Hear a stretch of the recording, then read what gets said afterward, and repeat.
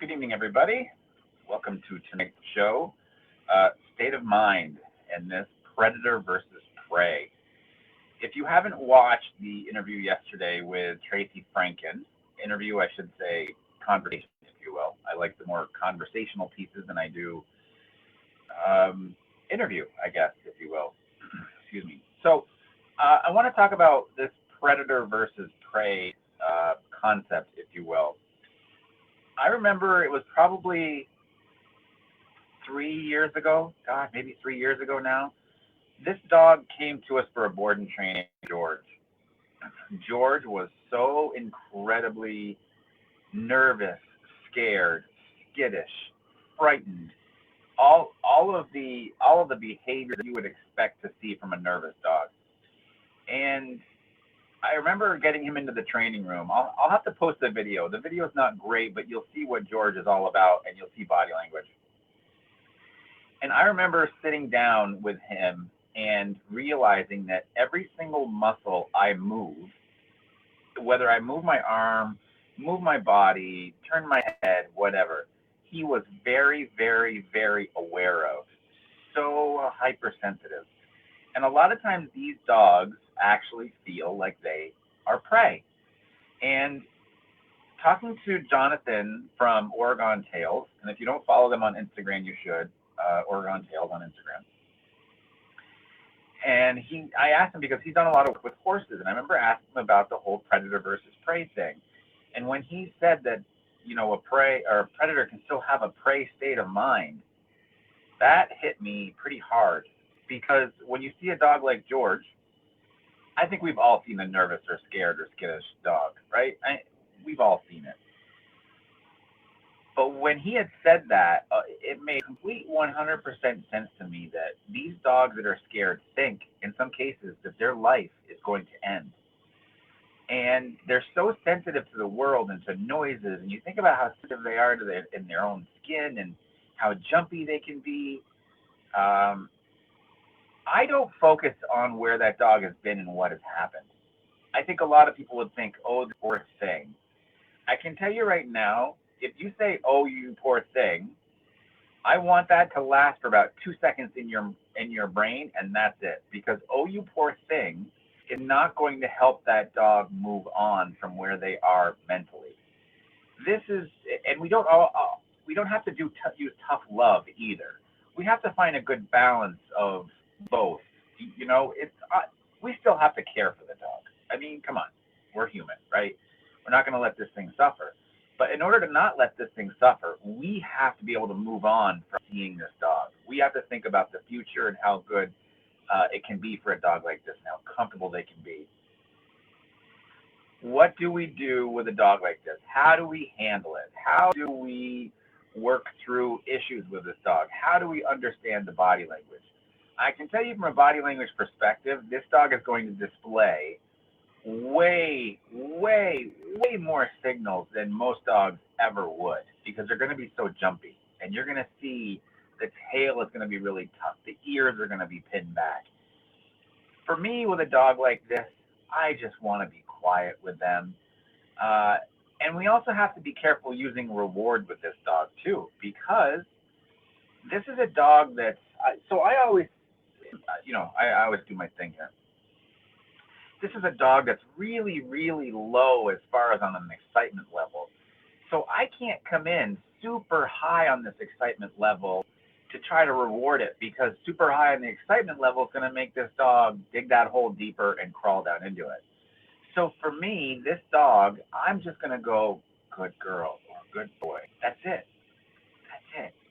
We don't have to go overboard because we certainly don't want to scare the hell out of this dog with how we're talking to it. Nor do I want to use food, and oftentimes that kind of dog isn't going to take food either. And if they do, it's kind of like this. They get up near your hand, they grab it quick, and then they move away. Body language here, we have to be very aware of not only what the dog is showing, but what you are doing. Any little motion of you trying to lean over the dog, even walking at the dog, this type of prey mentality, we have to make sure even how we approach that dog is either sideways As in, yes, I'm literally going to turn my body sideways, or I might, depending on the context, turn my back to this dog because I want him to know that I'm no threat and I'm not here to hurt anybody or hurt them. But when we approach this dog, and here's the thing too, I say when we approach because in my line of work, I have to approach this dog in order to work with it. If you come across a dog like this in public, let it be. Don't touch it. Don't pet it. You can understand what it's going through, but please don't be like, "Oh, you poor thing," and reach out your hand to try to pet this dog. That is the last thing that dog wants is another hand in its face. Be aware of your body language as you are in that vicinity of the dog. All you want that dog. Here's the thing. What is more important to that dog is being able to sniff you on its own accord. That's the money shot. We don't need to react to another hand coming at him and he has to retreat. That is the worst thing for that dog. He's like another human that doesn't get me. And that breaks my heart thinking that a dog has to feel that way. Another human that doesn't understand. I am trying to tell the world with this billboard of body language, with my tail tucked and my ears pinned back, probably panting, or my jaw like zipped shut. I'm trying to tell the world that I don't feel comfortable, and here's another human trying to pet me. And at that point, it can become self-preservation for the dog, meaning I have to do something to make this stop. And sometimes you get the bites that happen too, or the nips or the quick lunges. Most times this dog wants to retreat, if anything. But if it's on leash, it can only go a certain distance. And once they realize that, then they're going to start moving forward, and that's trouble. So look, I'm sure at some point somebody's going to watch this and realize they have this dog at home. I can tell you with a dog like this, you hear me talk a lot about patterns, rituals, schedules, routines. A dog like that is under a lot of stress. We want to be able to remove that stress as much as we can. And that's why it's important to stick to a routine as best as possible. Look, that routine can still be you going to work. You don't have to be at home all day, every day with this type of a dog. But we have to stick to a routine. So when the dog wakes up in the morning, he or she knows exactly what to expect. I get up, I'm taken outside, I go to the bathroom, I come back in, hang out. My owner makes a cup of coffee or whatever, and then we head out for a nice walk. We get back, we chill out for a little bit, then I get my breakfast, then I hang out while my owner goes and gets ready for work. I go outside one more time before work, come back in, and then my owner's gone for most of the day. And then when they get back, do you see where I'm going with this? I would want this dog to understand the routine. And it's down to a science. Look, right now, you've heard me say it, I'll say it again. Do you know what 2 plus 2 is? Bang, you knew it was 4 as soon as you hear that. It's a part of us. It's ingrained in us. I want that dog to understand that routine just as much. And so it has to get practiced over and over and over and over again. That, to me, is going to help relieve some stress off of that dog. Now you combine it with practicing around people with that dog, meaning nobody reaches for the dog, nobody stares at the dog, but you take your time. If you have one of these dogs, invite a friend over and say, completely ignore it. Just wait for the dog to come up and sniff you. And when it sniffs you, be still. Don't move. Don't be another human that's going to scare the dog by trying to bend over and pet it, take a step towards it. A lot of times these dogs have lost complete trust in humanity, other than their owners and the people that they know super duper well. And it's very difficult. I get it. I have to tell you, these dogs, to me, are the most rewarding ones to work with, because when they let go and they start to get comfortable, you can see it. You can see the confidence start to build, and you can see them start to enjoy life and loosen up. And when they go for a walk, the body's not like boom, boom, boom, boom, boom, boom. The body's kind of swaying and moving, and you can see the body language loosen up, and you're like, they're getting it. They're starting to relax. And that's a big deal for that type of dog. It takes time, though. lot of people will ask, how long does it take for a nervous or skittish dog? How long does it take for them to come out of this? As long as it takes them. There is no finite answer. It's like 23 days of working 3 times a day for an hour a day. It doesn't work that way. It's up to the dog. Think about this. Think about this. I always say this is the shy kid in school. The shy kid in school doesn't need the football coach at the pep rally to try to get that kid motivated and get that kid, to take his head out of its arms. Doesn't need that.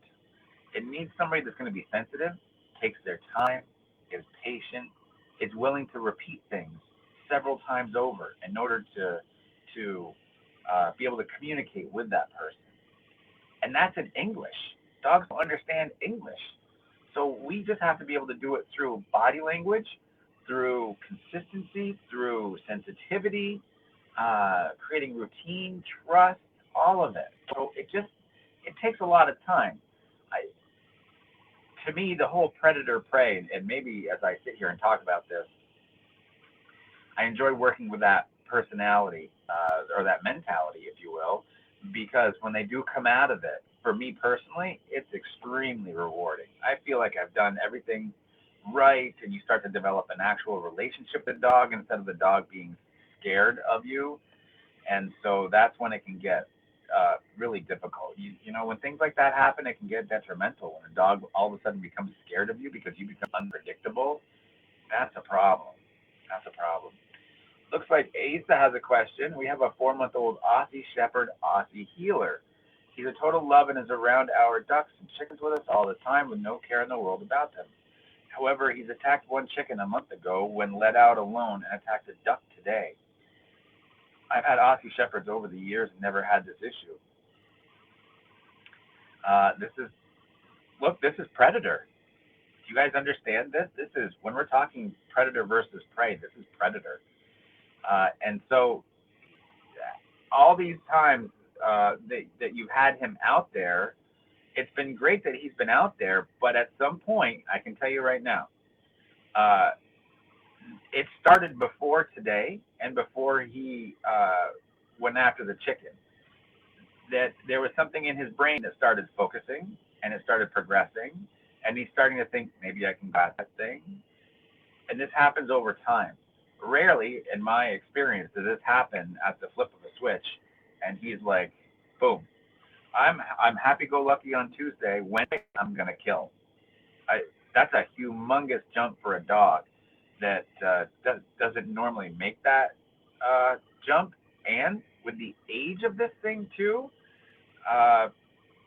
this to me is when you want to get some professional help, but also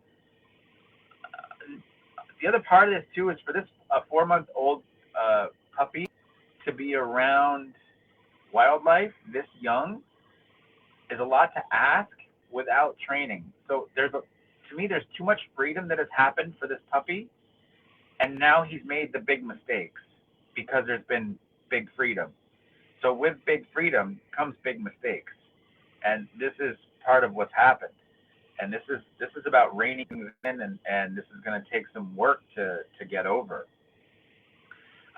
Unfortunately, when we get puppies, because they're so innocent, because they always stay near us, we often think, oh, this is great. This is the best dog in the world. They're not going anywhere. They're not running off. We can hang out with the animals, and it's no big thing.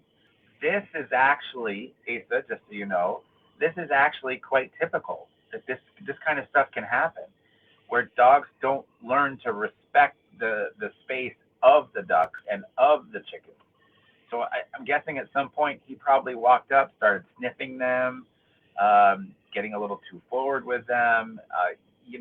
I can tell you right now, the chickens and the ducks probably knew that it was coming before it did. They saw the change because they are what? They are prey, and you have predator. So it's putting predator and prey together. To me, this has to be as structured as possible because you're dealing with instinctual stuff here. Instinctual. To put a dog in that position is asking a lot. I mean, this is like sending a 5-year-old to college, first year of college. You seem to be getting along with everybody, and you know what 2 plus 2 is? Let's go right to college. Let's start studying calculus and rocket science and physics and all that kind of stuff. That's a lot to ask. So Asa, I would highly suggest some structure to work on this. This puppy is not allowed. Uh, he can watch from a distance what's going on with the chickens and the ducks, but he's not allowed to be in there because otherwise you're going to set him up to fail again, and then we definitely have created a pattern. It's interesting though. I will say this: only one dog that I've ever known to have killed another animal, chicken, duck, whatever, has actually eaten it too. This is all prey. It's the chase that's more enticing than the actual kill. Plus, the 4-month-old doesn't even know usually what they're doing at that point either. It's quite interesting. Predator versus prey. It is a thing. You can't take that out of the dog. Even the happiest go luckiest dog out there still, like, if that dog went feral, it's gonna have to do something to survive. The instincts are going to come to the surface. It's either that the dog doesn't eat and the dog passes away. Like, they've got to do something. They've got to go find food. I hope you guys get something out of this. Predator versus prey is very, very important in the dog world. A prey mentality, self-preservation, it's a thing. When the next time you see this nervous, scared, skittish dog, no, they think they're prey. They think that somebody is there to hurt them. Somebody is there to even kill them, end their life. And so why would we keep reaching for this dog? Why? Why reach for the dog and let him repeat the behavior again? So be a good human. Give that dog a ton of space, a ton of respect. And if you're going to help that dog, help it by not doing anything and not addressing it. Not even saying hi. Don't worry about it. You guys have a wonderful night. Asa, you're welcome. We'll catch you later.